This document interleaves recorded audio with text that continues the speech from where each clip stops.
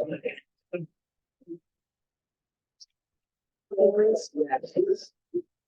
would say I would start 15 minutes. Okay, so it's time to go ahead and begin.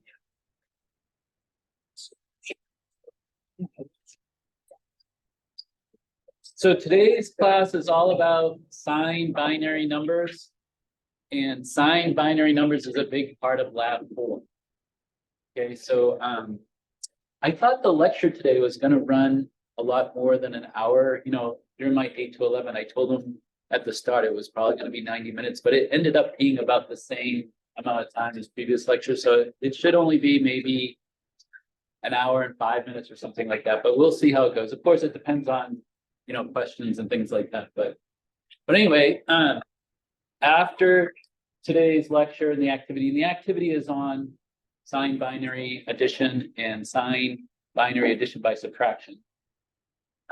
But after that activity, you can start into Lab 4.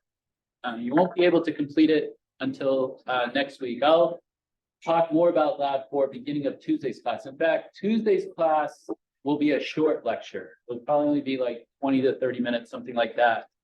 And then you'll have the rest of the time to work on Lab 4. Also, there's a special kind of activity for Lab 4 that I'll talk about at the end of lecture. Okay. Also, right now, Lab 4 is due. If you look on Canvas, the due date is Wednesday of next week, like the other labs have been due on Wednesday, but I'm going to delay that. I'm going to give you more time for Lab 4 because past history, usually most students need a little bit more time. There's not that much extra in Lab 4 compared to some of the other labs. I mean, there's a little bit more because you'll see there's more modules. But the reason it takes some people a little longer is just getting used to signed binary numbers, in particular 2's complement. Sometimes it takes just a little while to kind of get used to it because it kind of looks funny to some people at first. But like anything else, you know, the more you use it, the more familiar you get with it, the easier it seems. Okay, well, before we start talking about signed binary numbers, I just want to quickly review what we already have talked about, and that's unsigned binary numbers. Okay, so for example, as a little review, if we have this unsigned binary number, and by the way, also I want to mention, I mentioned this before, but again, it's particularly important today from a conceptual point of view, is that remember these zeros and ones that we're using, in of themselves, they're just voltage level, right? Like we talked about how a 0 is typically 0 volts somewhere in a circuit, and a 1 is some, you know, plus amount of voltage somewhere in a circuit. Remember that it's the designer that gives the zeros and ones their meaning, right? So when I say, you know, that these zeros and ones represent an unsigned binary number, I'm making that decision, right? And I would design my circuit such that it treated these zeros and ones as unsigned. And if I were to treat these zeros and ones as signed, again, it's my decision. It's the designer's decision, right? Because remember, zeros and ones can represent anything: numbers, color, sound, whatever. Okay. All right. But anyway, getting back to this, you should be able to tell me what this unsigned binary number equals in base 10. So what is that unsigned binary number equal in base 10? That's what we've been doing, right? Because we've been doing everything unsigned. We haven't talked about signs prior to today. So what would that binary number be in base 10? Okay, 53. How did you get it? I just looked at the different places to do like about 16 and 32. Yeah, because this is the ones, right? 2, 4, 8, 16, 32, 64. So like we talked about before, wherever there's a 0, you don't have that value. Where you have there a 1, you do have the value. So 5, 21, 50. Okay, thank you. Okay, how about this unsigned binary number? Notice all the bits are the same except this is now a 1. 117, right? Because it would just be what we had before plus 64, right? This would be 117. Okay, so just a quick little review. But the reason I show this before we go into signed binary numbers is because when you have an unsigned binary number, every bit has numerical value, right? Each of the bits have numerical value. But when you have a signed binary number, the most significant bit, okay, where's the most significant bit here? Furthest to the left, right? Where's the most significant bit here? Furthest to the left. While we're at it, where's the least significant bit? Furthest to the right.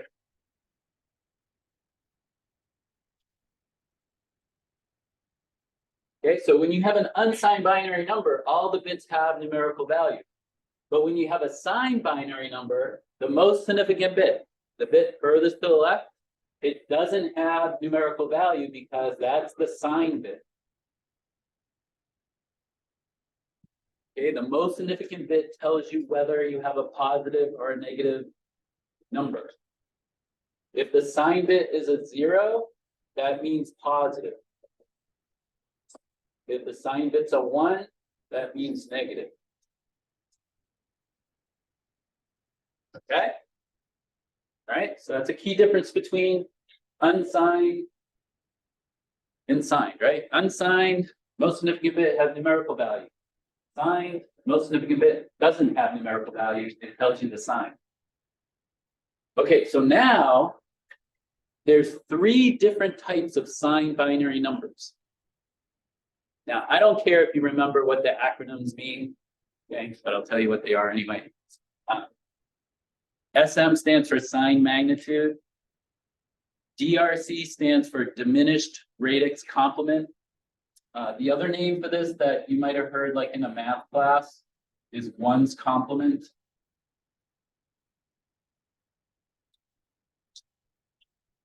Oh, that's supposed to be your team. Oh.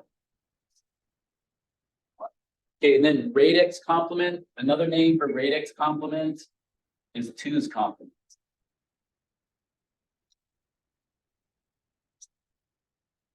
Okay, so there's 3 different forms of signed binary numbers.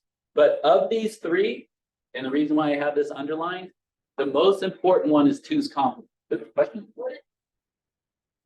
DRC stands for diminished. Okay, so the D is diminished. And then radix, remember radix is just another word for base. And then complement. Okay, but like I said, I'm not gonna like test you on that. The key thing right now is to know that there's 3 different forms of signed binary numbers. The most important one for this class and also for CP 233 and also for, I would guess, any digital class you take. And if you deal with signed binary numbers out in industry, this is the one that you're likely to use. And I'll explain why this is the most popular coming up shortly. Okay. All right. So let's say we have this same string of bits. 0, 1, 1, 0, 1, 0, 1. But let's say now that it's signed magnitude. Okay. Well, like we just said, this most significant bit, that's the signed bit. So this is going to tell us that this is a positive number since the signed bit is 0. Now, when you have a positive signed binary number, the way you get the magnitude is the same way as you get the magnitude for an unsigned. So this would just be plus 53 in base 10. Okay? In fact, for all the different forms of signed binary numbers, the way you find the magnitude of a positive signed binary number is the same regardless of the type. So just like this is plus 53 if it's a signed magnitude, well, if it's 1's complement,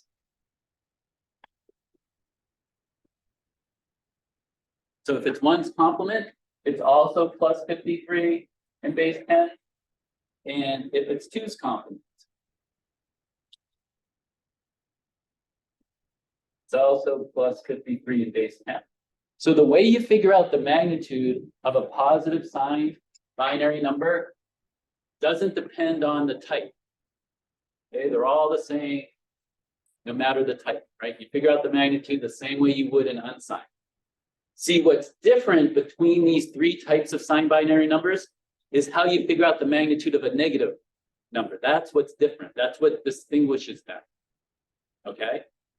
So over here, if we had this same group of bits and it's a signed magnitude,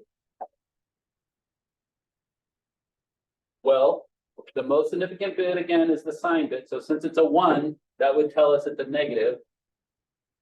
And now to get the magnitude of a signed magnitude binary number, you figure out the magnitude the same way you would a positive signed number or an unsigned. So this would be negative 53 base 10. Right? So when you figure out the magnitude of a negative signed magnitude, you figure it out the same way as a positive number or as an unsigned. Okay. All right, but now if this is a 1's complement, so DRC, same thing as 1's complement. Okay, the sign bit is 1, so again, that tells us it's negative. But now to get the magnitude of a 1's complement, you flip the bits. So you take these bits and flip them. And then apply, here's the 1s, the 2s, the 8s, and so on. So this would be a minus 10. Okay. And then for 2's complement, again, starting with the same string of bits. Okay, again, the sign bit being 1 tells us it's negative. But to get the magnitude of a 2's complement, you flip the bits and then you add 1. So this would be minus 11 in base 10.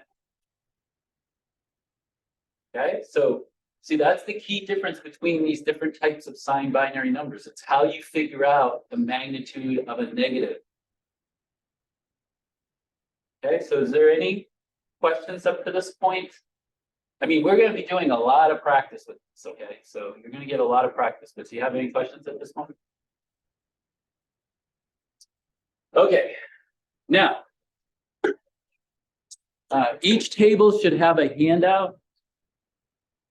Okay, this handout here, if you want to look on your table doesn't have one, let me know, but there should be this handout that shows that sign magnitude, 1's complement and 2's complement 4-bit values. And it shows you the base 10 for each of the 4-bit values. Okay, so take a look at that. Is there something that looks a little strange with the sign magnitude and 1's complement? Like if you look at those two, do you see something that looks a little odd?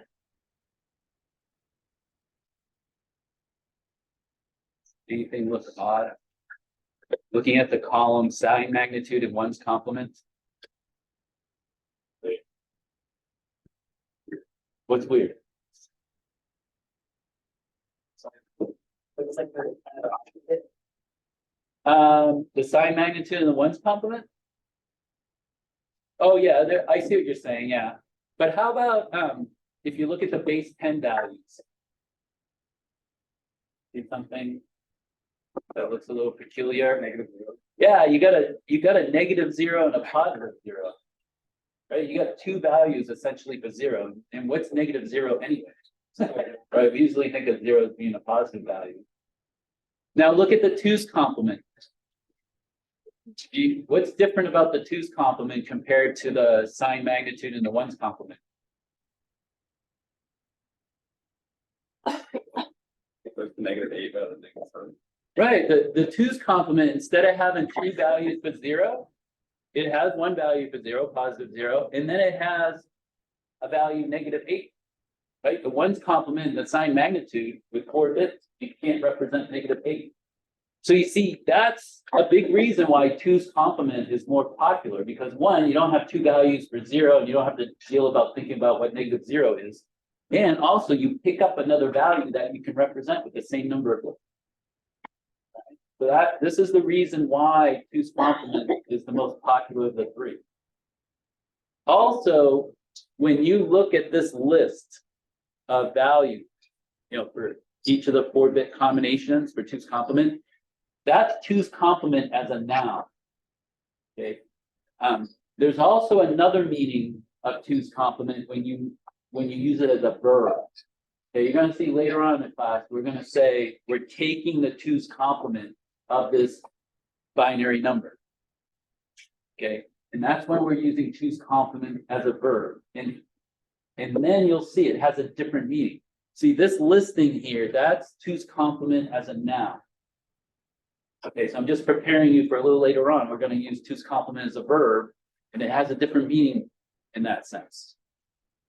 Okay. All right, but you can hang on to this. I mean, again, I only put one on each table, but you can take a picture of it if you'd like. Be a good reference. The two's complement column would be a good reference for lab 4. All right, the next thing, and let me turn the camera or move the camera so I don't forget. Let's see, we'll bring it over here.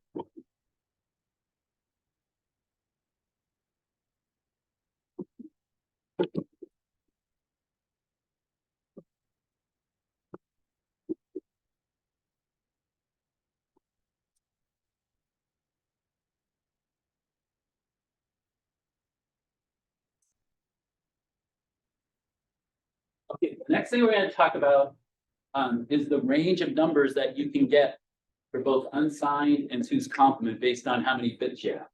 So we're going to start with the range of unsigned. Okay, so if I have, say, 4 bits, and I'm treating those 4 bits as an unsigned binary number, how many values do I have? 16, and it would be what value to what value? 0 to 15. Okay, how about 5 bits? Unsigned. 0 to 31. How about 6 bits? 0 to 65. 0 to what? 65. What? I didn't hear you. You said 60, but 60. Is it 65? No, 62. 60. Yeah, I heard the 60. I didn't hear it. So these are, the specific ranges for this, these number of bits. But what if I wanted to make a general expression?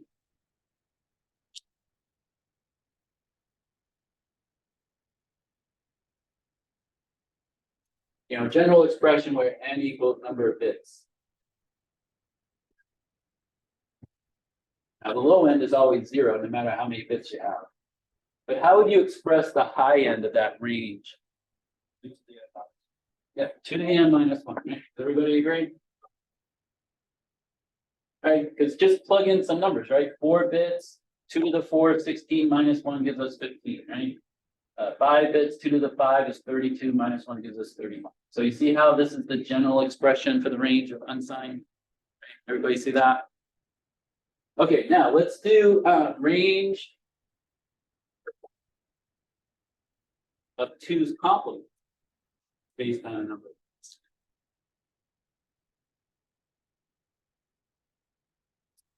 So if I have 4 bits and I'm treating those 4 bits as a two's complement number, what's my range? And that's what's on the handout, by the way, right? The handout is 4-bit two's complement. So what's the range on the handout for two's complement? What's our most negative number we can get with 4 bits? -7. What's the most positive number? Two's complement. For two's complement. We're doing two's complement. Remember, we have these 3 different types of signed binary numbers, but the one that's the most important is two's complement. In fact, from here on out, that's all I'm going to talk about is two's complement. I only mentioned these other 2 just so you know there's another 2. But like we said, two's complement is so popular because you don't have 2 values of 0 and you pick up that extra negative value. So it'd be, oh wait, I made a mistake. Yeah, I'm sorry. I realize why you're looking at me strange now. Yeah, this isn't -7. What is it for two's complement? The most negative? Negative 8. There we go. Yeah, I wonder why Funny looks there. Okay, so what's the high number? Plus that, okay. All right, how about 5 bits? What do you think it would be?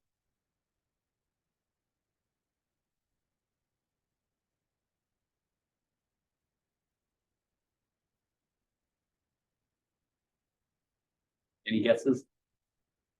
It follows the same sort of pattern. -16. Yeah, exactly. It's -16 the +50. See, it's sort of like you're taking this range and kind of centering it on 0, but you pick up an extra added negative value sort of. All right, how about 6 bits?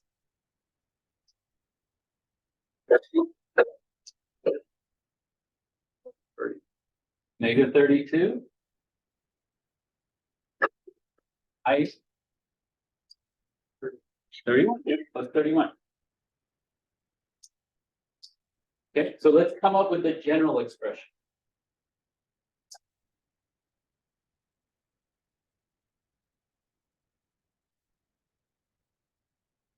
How could we come up with a general expression where again n is equal to the number of bits?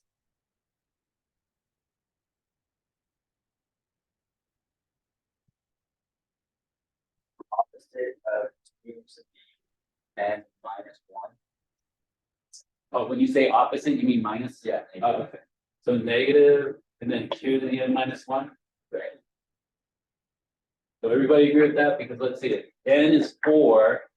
That would be -2 to the 3, which is -8. If it's 5, it'd be -2 to the 4, which is -16. So I agree with that, right? You agree? -2 to the n -1. What would the high end be?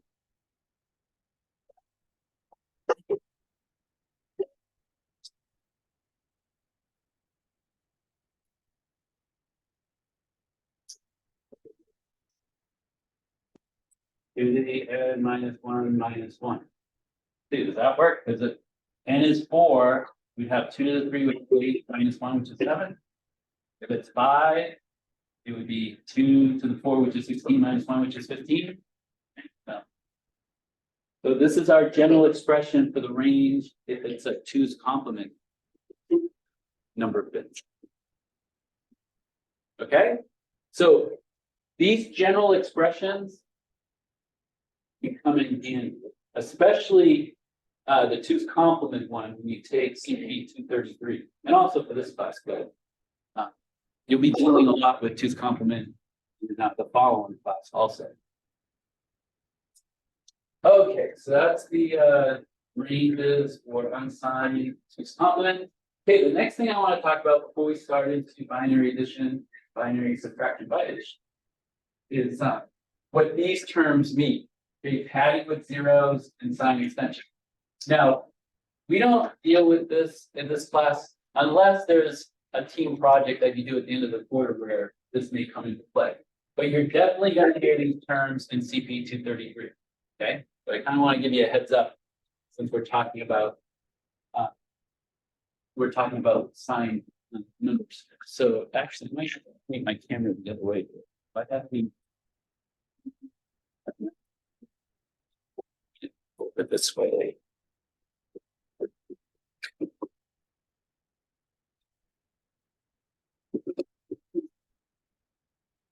Come over here. Okay, so first, padding with zeros.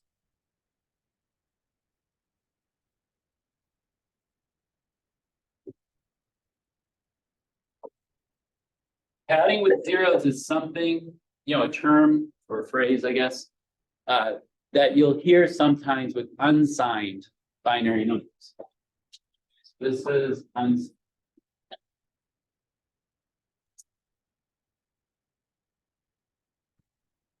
Let's say I have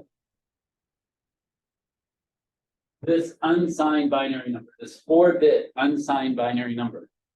And for some reason, I want to make that 4-bit unsigned binary number. I want to make it 12 bits, but I don't want to change the value. So what would you do? How could I make this 4-bit unsigned binary number 12 bits without changing the value? Yeah, just add zeros to the front, right? You definitely don't want to add it here, right? That would change the value, but if I just add 8 zeros, I made it 12 bits and it's still 5, right? So you see, adding those 8 bits, these 8 bits. Oh, I didn't go quite far enough.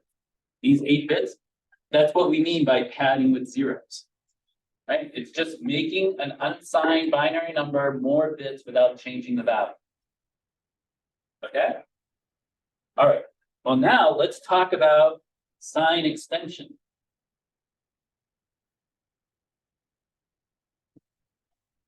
Sign extension, as you may guess, has to do with signed binary numbers.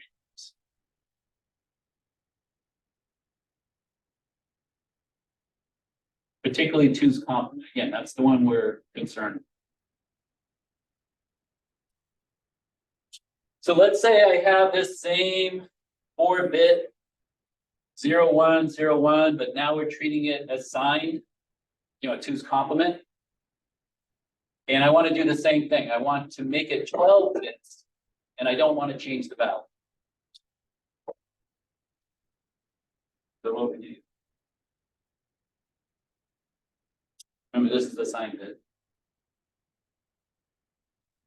I want to make it 12 bits and not change the value.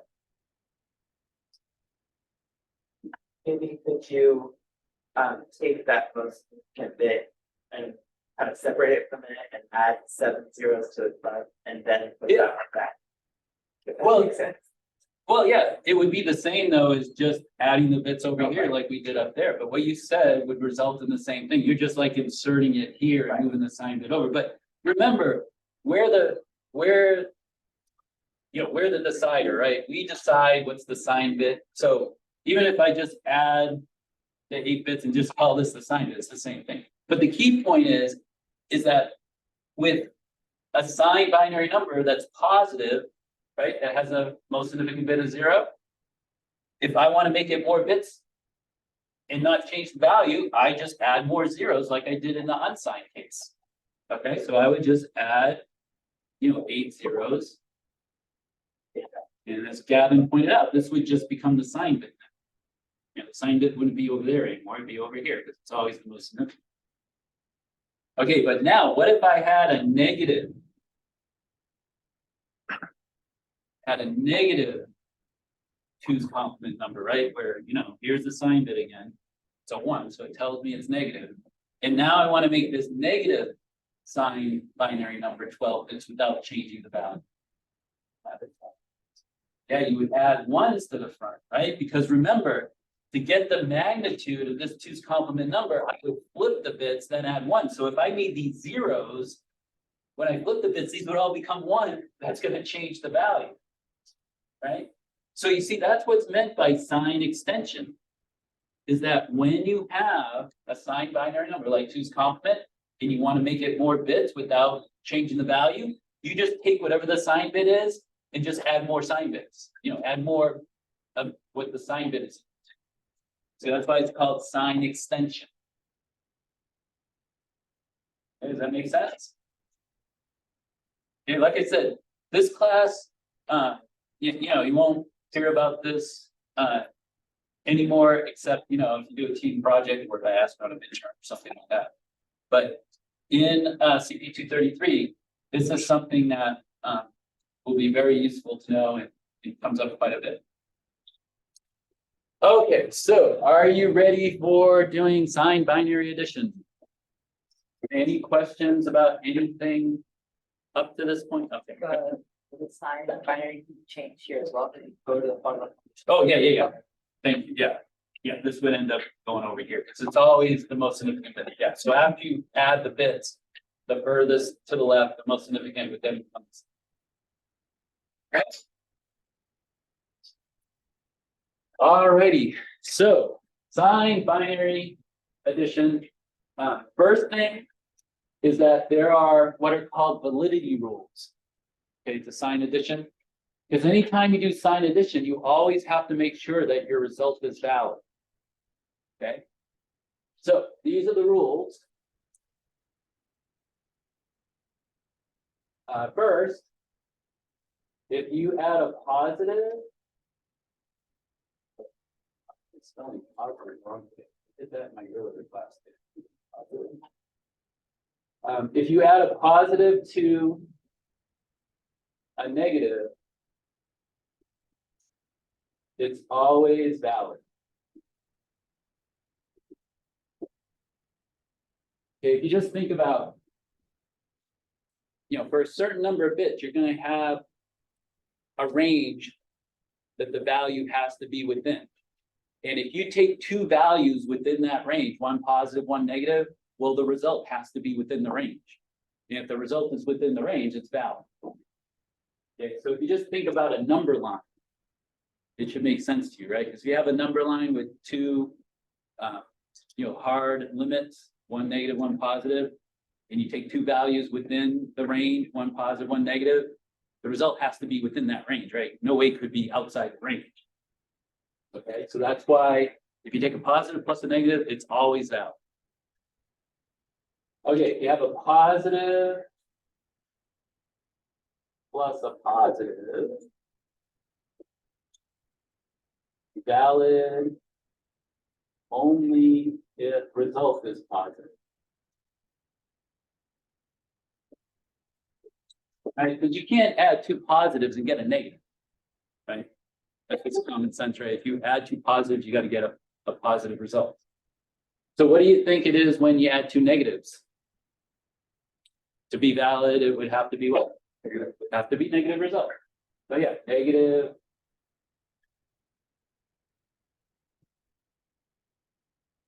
plus a negative, valid only if result is.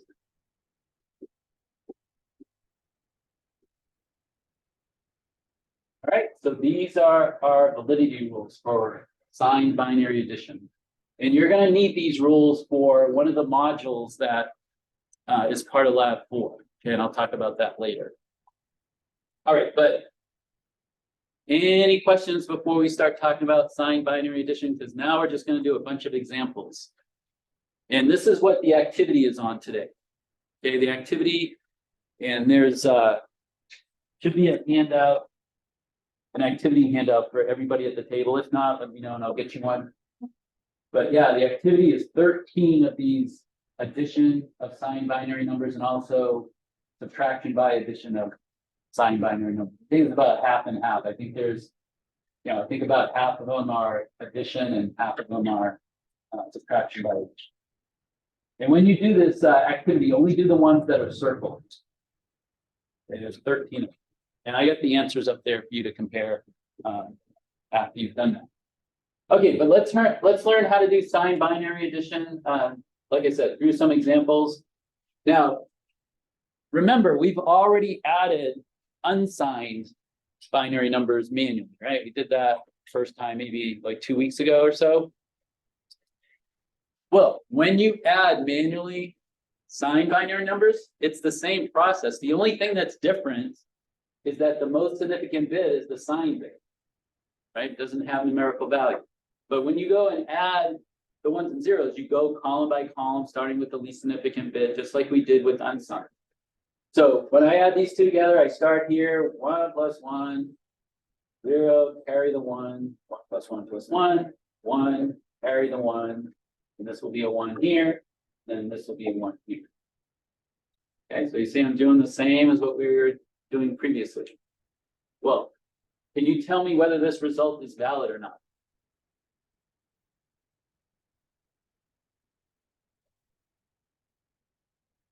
How many people say it's valid? How many people say it's not valid? How many people don't know? How many people don't like raising their hand? But you raise your hand. Yeah, this is valid. Why is it valid? Because the sum is negative. So the 1 and 5. Yeah, because see, we're adding a positive to a negative. Remember, this is the sign bit. This is the sign bit for the numbers we're adding. It's also the sign bit for the result.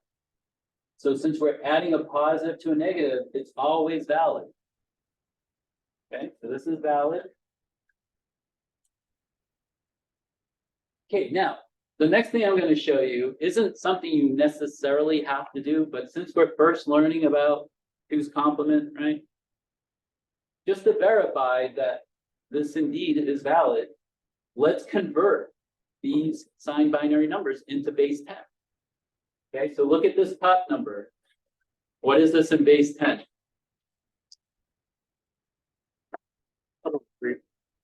Is it plus or minus? Plus. Yeah, plus, right? That tells us it's plus, right? The sign bit being 0 tells us it's plus, and then we get the magnitude like any unsigned, right? We got a 1, we got a 2, so plus 3. Okay, what's this in base? It's minus. How do you get the magnitude of it? Two's complement, you get the magnitude of a negative by doing what? There's two things you got to do. Is it fine? It is, but how'd you get it? Or you keep the 1 and then you switch the other ones. Well, remember, this one tells us it's negative, and then you can just flip all the bits. You don't necessarily have to keep that a 1, because it'll come out the same.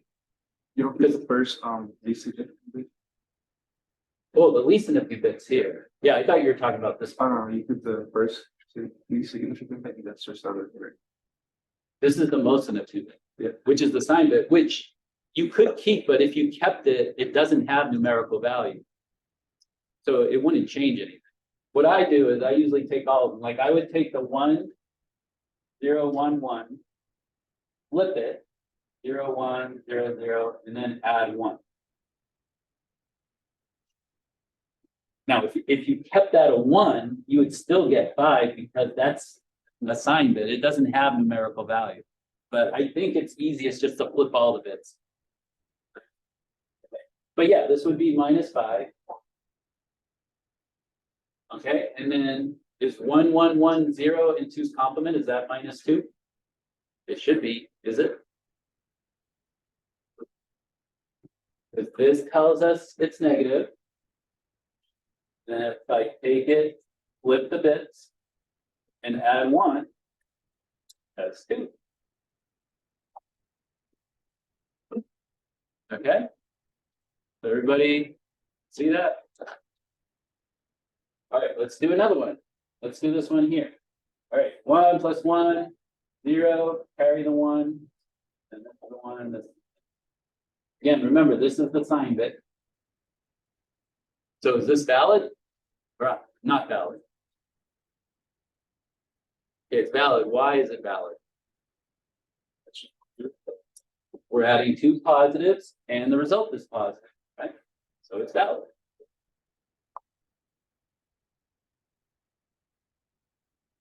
Now we can also convert to base 10 just to make sure. What's this in base 10?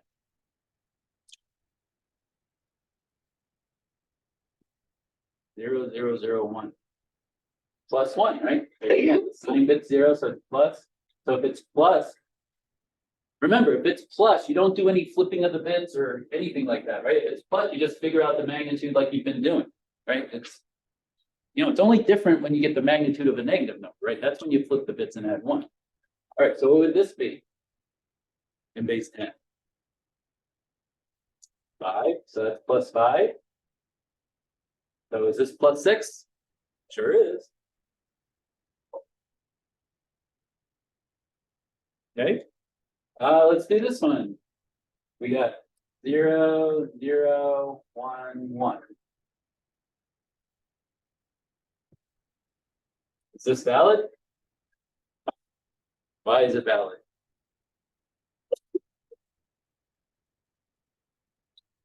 Yeah, we're adding a negative to a positive, and it's always valid.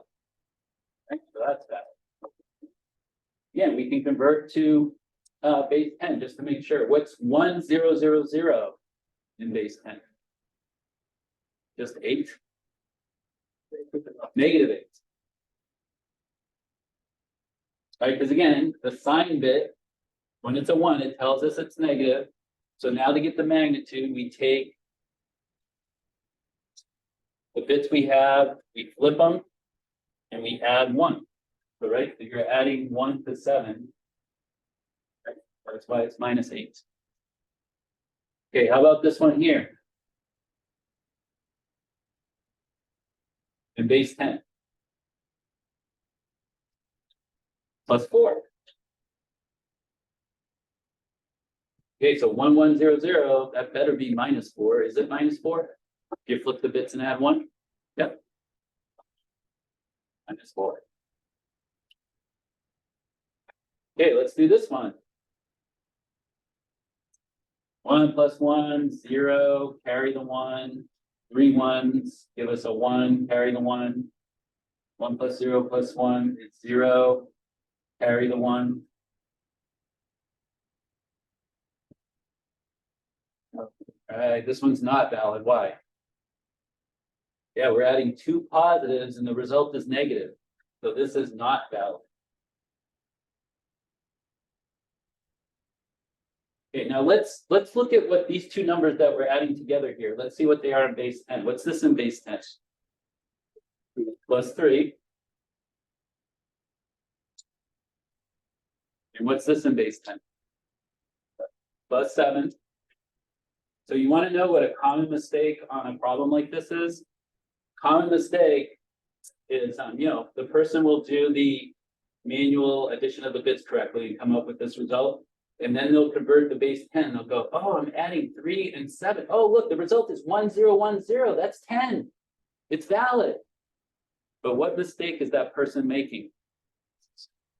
This is a sign bit. It doesn't have numerical value. Okay, in fact, 3 plus 7 is 10.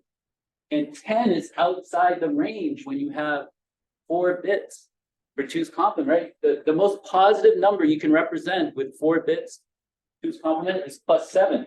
So that's another reason, or that's another way you can reason that this is not valid, right? Because 3 plus 7 is plus 10, and that's outside the range of 4 bits.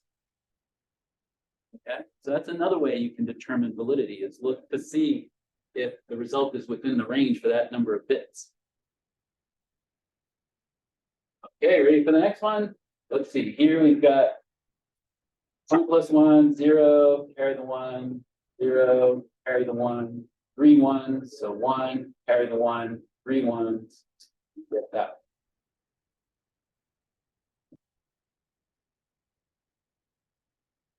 So is this valid? Now remember, this is the sign bit.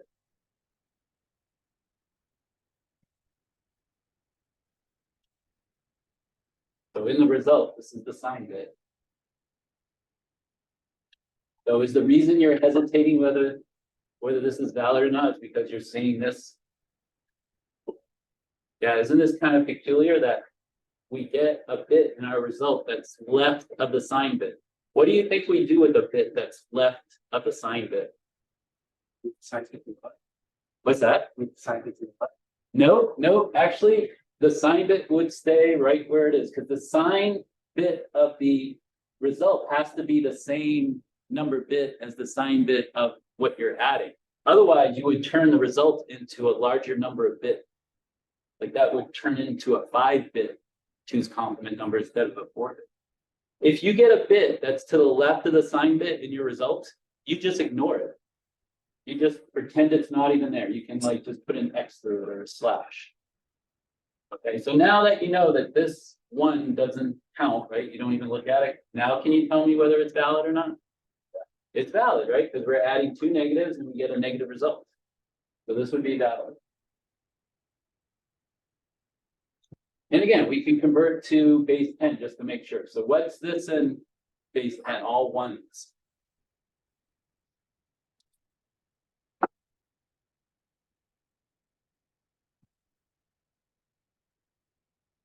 Oh, first, is it negative or positive?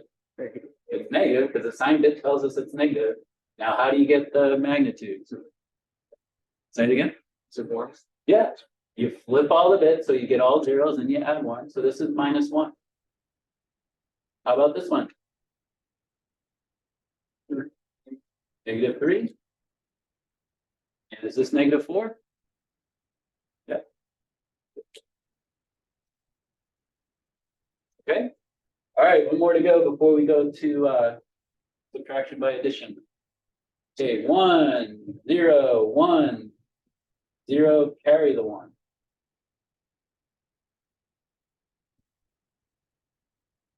What do you think about this one? Is it valid or not valid? This is the sign bit. Not valid, right? Because adding two negatives, the result comes out positive. Again, we got a 1 to the left of the sign bit, but again, you just ignore that. Right? So this would be not valid.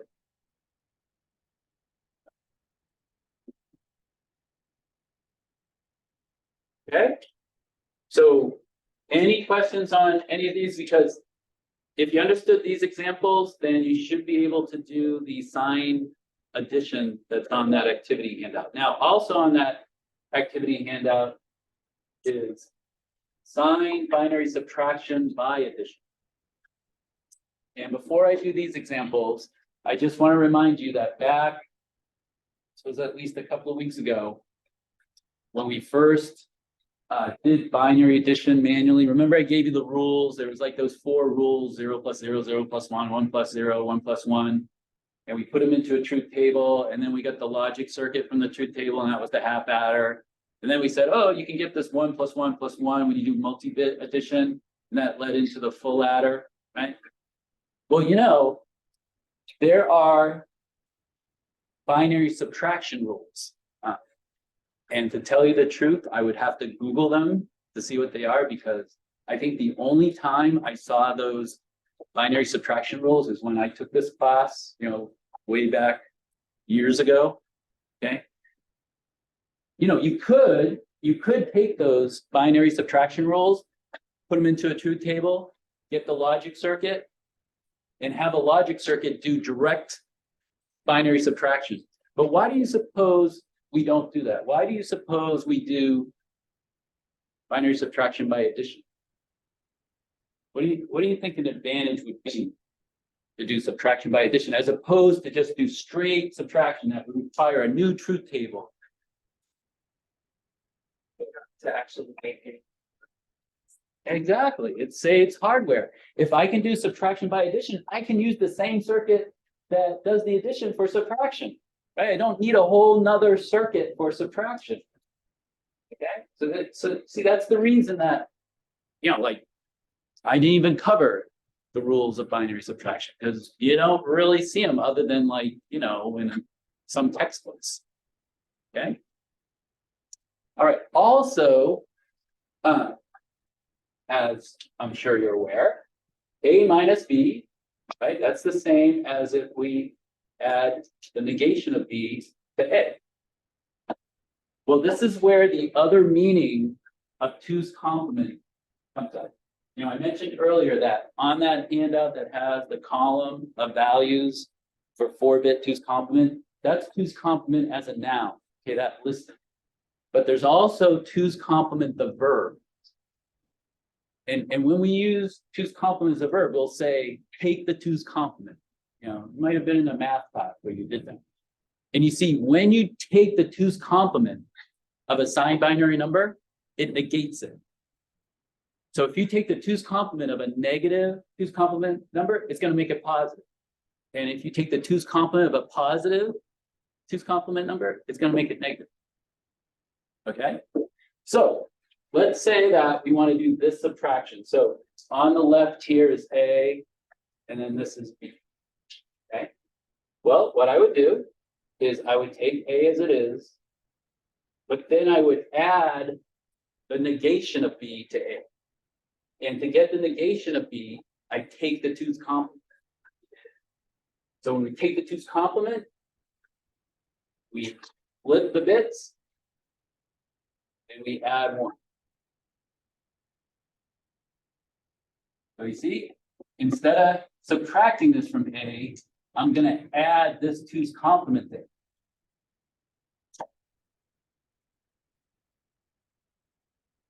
Now, just to prove to you that by taking the 2's complement, we did negate that value, well, let's figure out, what is this in base 10? 0, 0, 1, 1. What is that in base 10? That would be 3. Okay, and then here's the result of taking the 2's complement. So what's this in base 10? -3, right? Because this is the sign bit, so it tells us it's negative. And then I flip the bits and add 1, right? So I get, yeah, this would be 0, 0, 1, 0, and then I add 1, 0, 0, 1, 1. So you see, by taking the 2's complement of this, I negated it, right? See, it was a positive number, now it's a negative number after I take the 2's complement. All right, and now I would just do the addition of these two like we were doing earlier. You know, 0, 1, 0, 1, add to that 1, 1, 0, 1. The 1 plus 1 is 0, carry the 1. Then 1 plus 1, 0, carry the 1. 0. Let's see, I do that right. 1 plus 1, 0, carry the 1, 1. 1 plus 1, 0, carry the 1, 0. And we can check to make sure. Well, I should ask you, is this valid? Yeah, because we're adding a positive to a negative, so it's valid. Okay, but we can make sure by just converting to base 10 here. So what's this in base 10? 0, 1, 0, 1 is what? 5 plus 5 is base 10. We said earlier this is -3.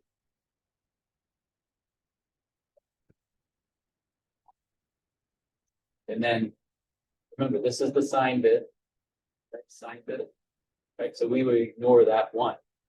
So you can see here the result is +2. Okay. All right, let's do the next one. Okay, so we have 1, 0, 0, 1. We're going to add to that the 2's complement of this. Right, so I flip the bits, add 1. Right, so I would add 0, 0, 1, 0. And can you see it negated it? Because this is minus what? -2, and it becomes +2. Okay, so now we do the addition.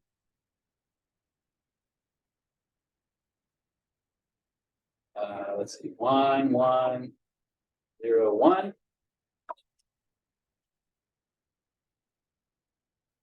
Did I do that right? If I make a mistake, let me know. This is the sign bit. So is this valid or invalid? Valid, because we're adding a negative to a positive. And again, we can double check with converting to base 10. So what is this in base 10? -7. Yeah, -7. This is +2, right? Is this -5? Yep, because when we flip the bits, 1, 0, 0, add 1. -5. Okay, one more. Okay, so 0, 1, 0, 0. Take the 2's complement of this.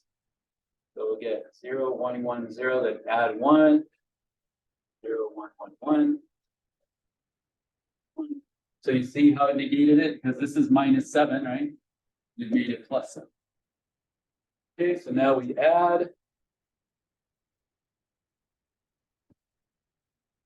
Okay, so we get 1, 1, 0, carry the 1, 1. Not valid, right? Because we're adding 2 positives and we get a negative. So this would be not valid.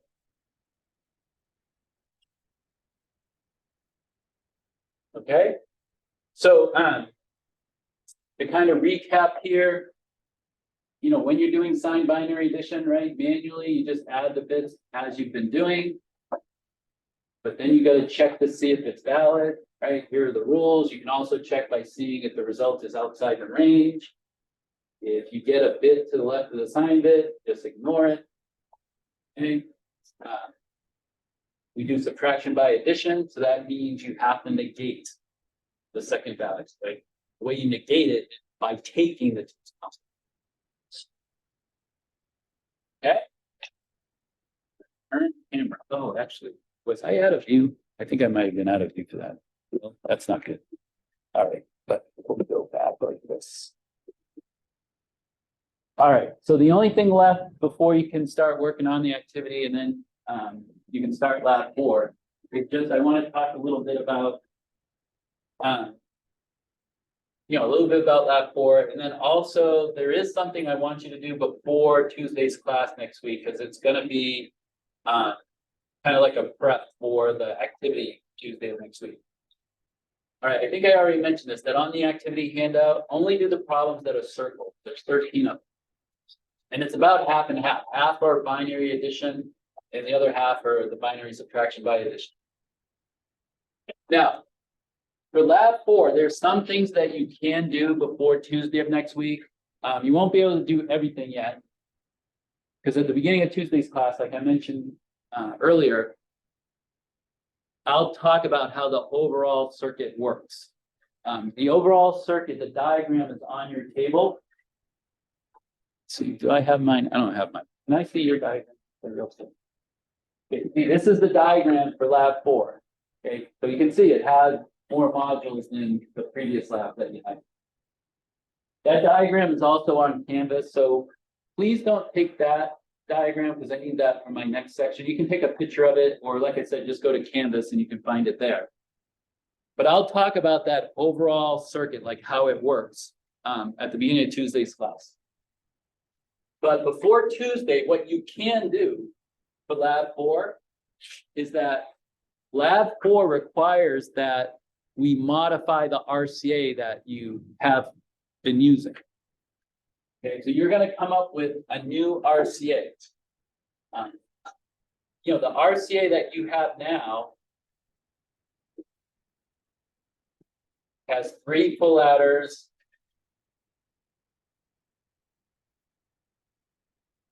and 1 half adder.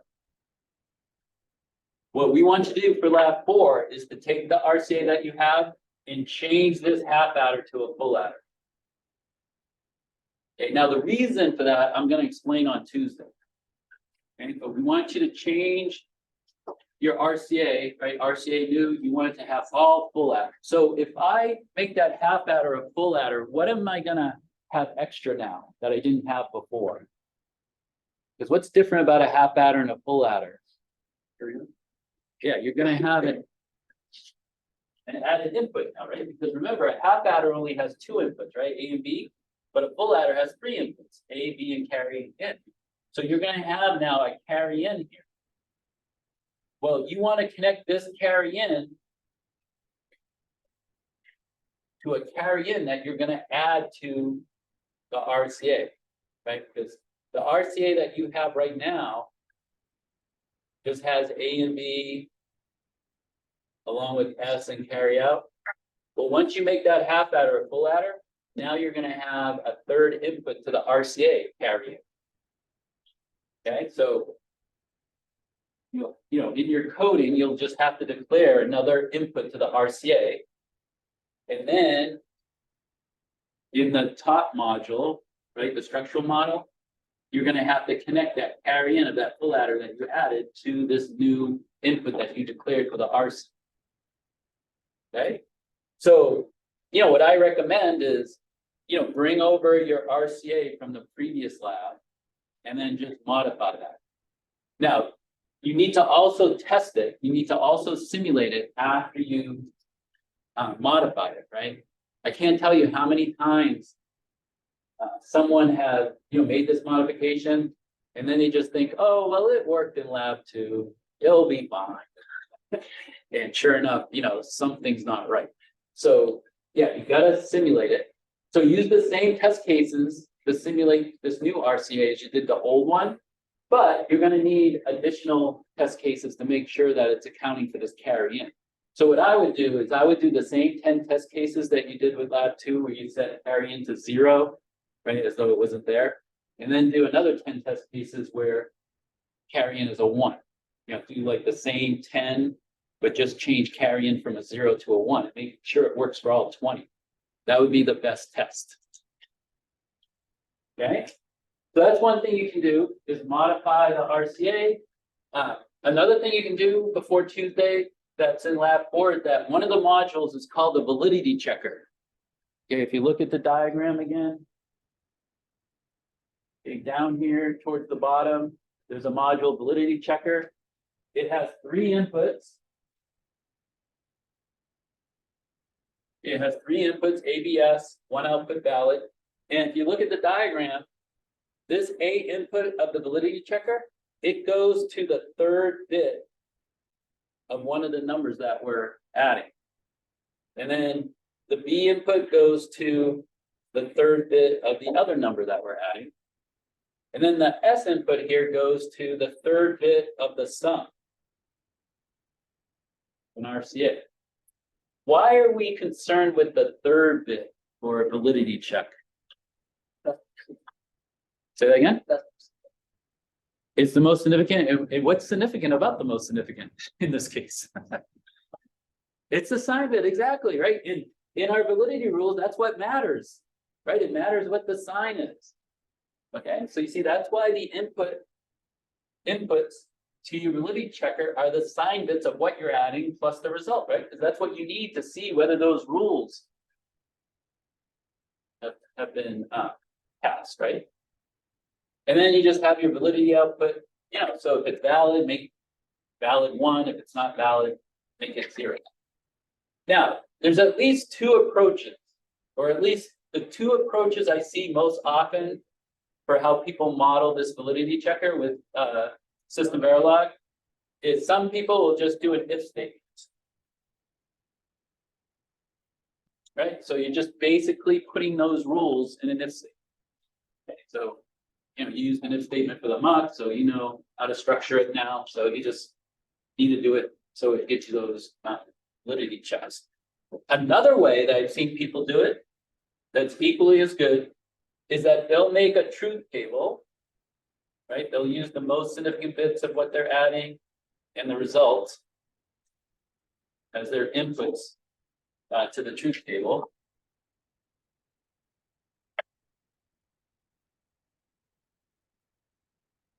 They got valid as their output. And because we have 3 inputs here, how many rows is this truth table going to have? I have 8, right? 2 to the 3. So, you know, they put in all the possible combinations and all the way down to all 1. And then they just figure out, well, if both numbers I'm adding are positive and I get a positive result, well, that's valid, right? They just go down and they just fill out based on those rules what the output would be based on those inputs. And then they take the truth table, they put it into a K-map, and then they get an expression for valid. They get a Boolean expression for valid. And then you could just do an assign, like you did the first 2 labs. Remember the first 2 labs, you had to figure out a Boolean expression, right? So that's another way. These are the 2 most common ways I've seen. I suppose you could do it with a case statement. I don't think I've seen that, or if I did, it hasn't been many. But anyway, you get kind of a choice on how to model that. Okay? So those 2 things, like I said, you can do. I mean, if you don't have those done before Tuesday, I wouldn't worry about it because, like I said, I'm going to give you more time to complete Lab 4. And you can't finish it until, you know, I go over some more things at the beginning of Tuesday's class. But, you know, I would definitely do some work if you got the time to do it. But the thing I want you to do that you must do before Tuesday is that there's a video on Canvas that Dr. Benson made. Well, I don't remember. There's this video.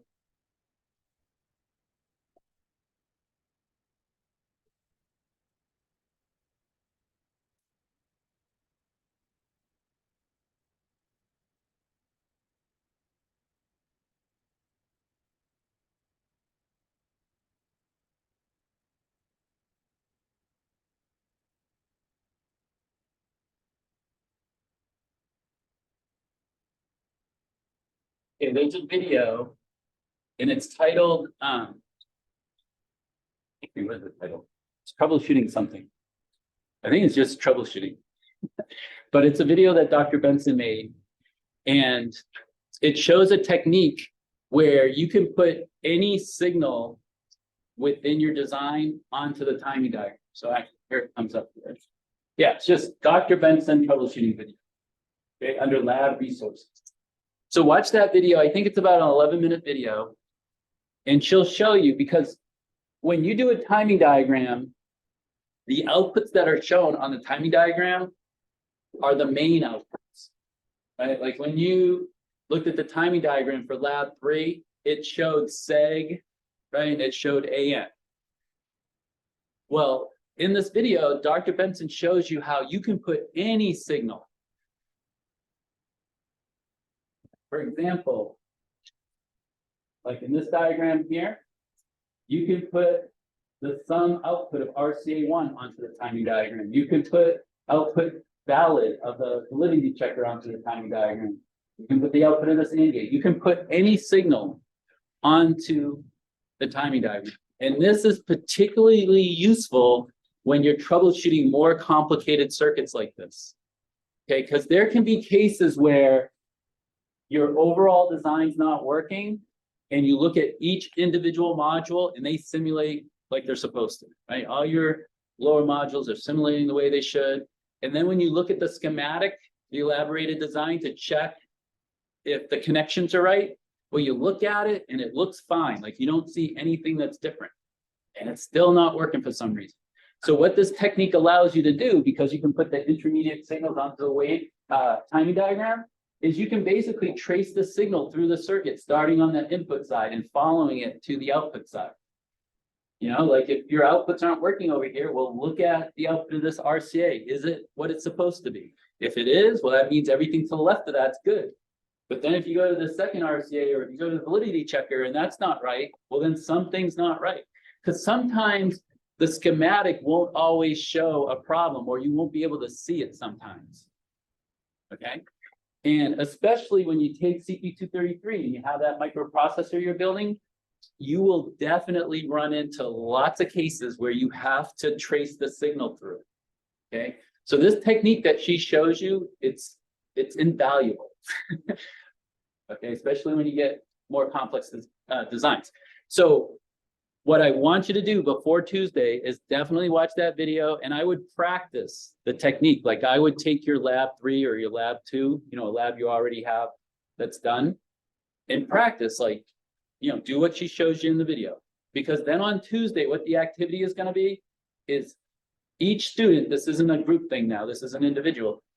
Each one of you have to show me, you have to demo on your computer or our computer. You've got to show me that you know how to do it. Okay, you basically drag a signal over to the timing diagram and then you run it for a certain amount of time. Okay, so you basically just got to show me that you can do what Dr. Benson does in the video. Okay? All right, so do you have any questions? All that we wanted to talk about. No questions? Okay, well, if questions come up, we